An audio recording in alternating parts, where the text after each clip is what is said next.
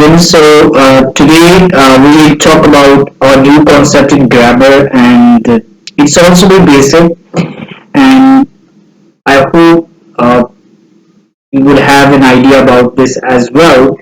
But I will just try to elaborate this basic concept, and that is subject and predicate.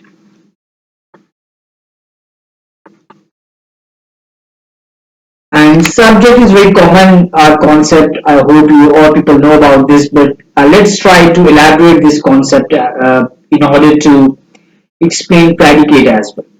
So whenever we speak or write any sentence, so that sentence is actually based on two components. One is subject and the other one is predicate. You cannot make any sentence without these two components, right? Let's talk about the subject first. What is subject? We always say like is the name of a person or thing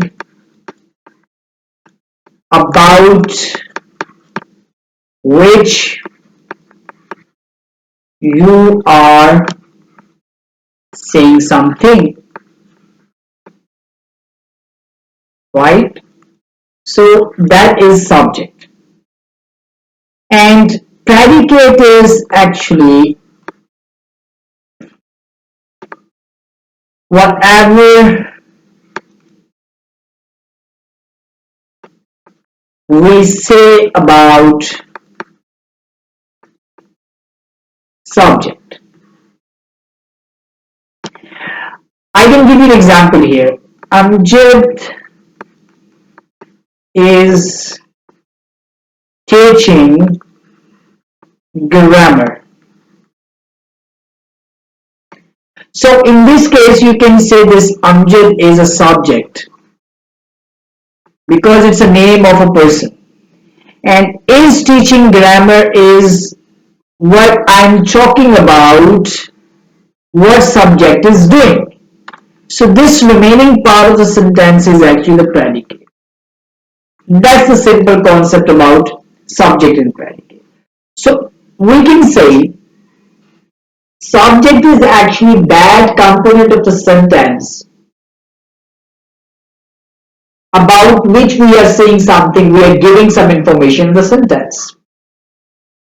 However, the rest of the part of the sentence other than subject, that is predicate.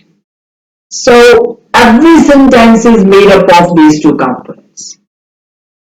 Now it is the common concept, like we always mention subject at the start of the sentence and then after we give some information about that subject.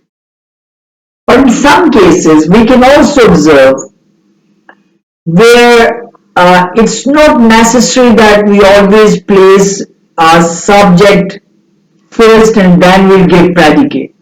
It is not always, right? So in such cases, where we can just, I would say, where we can just place predicate first and then we used to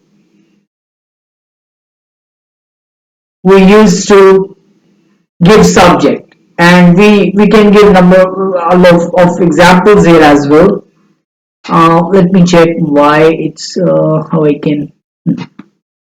Okay. So it is like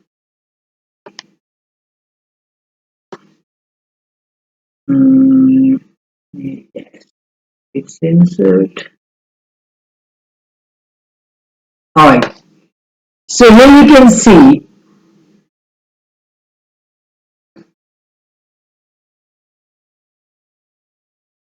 actually I'm just trying to move it here. Okay. So now it's fine. So for example, if I'm saying here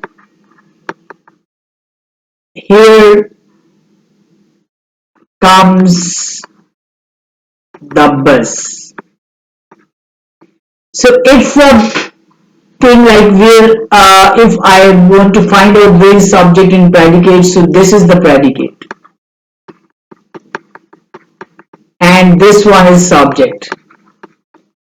In general structure of this sentence, we always place subject first and then we always give information about that subject. But in some cases, occasionally we have some sentences in which we can place the subject later on the sentence and we can give information first, right? This is another case where we can change the position of subject and predicate.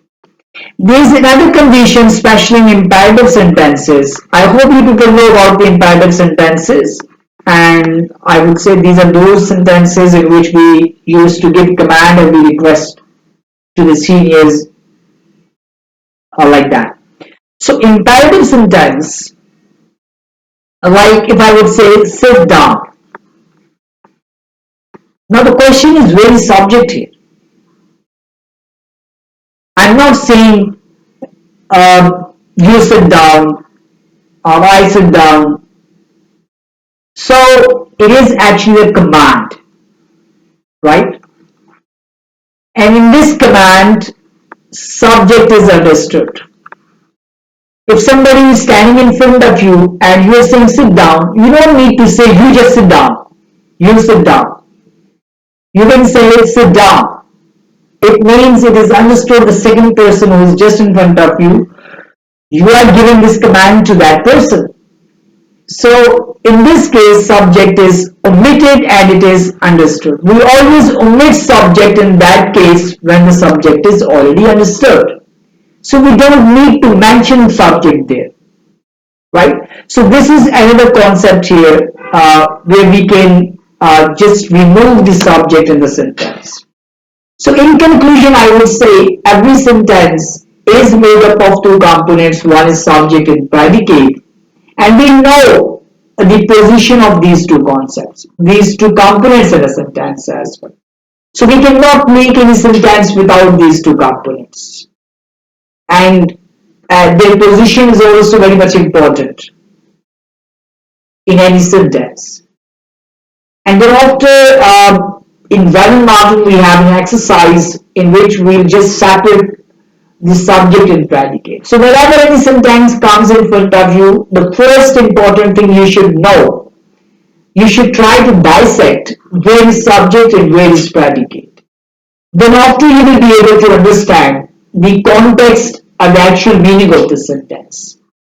So in a similar way, when you will study about the part of speech, so there you will try to dissect first which part of the speech is present where. Thereafter you will be able to understand the position of those parts of speech and then you can understand the context of the sentence. So that's all for today. Hopefully in our next lecture we will try to attempt an exercise and we'll go for the next concept, that is parts of speech. Okay, take care. See you in the next video.